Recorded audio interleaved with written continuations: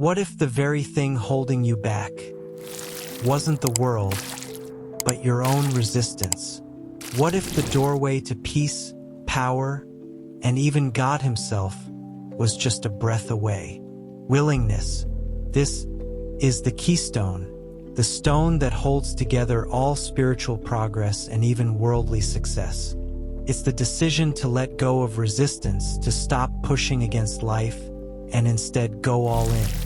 Not 50%, not even 100%, but 101%. You see, unpleasantness in life isn't always from the challenges themselves. It's from our resistance to them.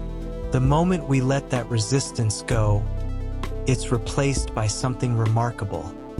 A surge of strength, an unshakable confidence, and a deep, quiet joy. In every endeavor, whether it's art, business, or relationships, there's a point where resistance builds a wall.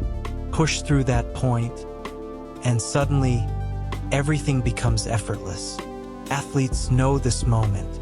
So do dancers, so do laborers. It's that sudden release of enormous energy where time disappears and you find yourself in a state of pure flow. The ballerina on her last ounce of strength, the worker on their final task of the day. They're closer to God than they might realize, because the awareness of God's presence comes right after surrender. The Zen masters say heaven and hell are only 1/10 of an inch apart. And often it's in the pit of despair at the very bottom that the ego finally lets go.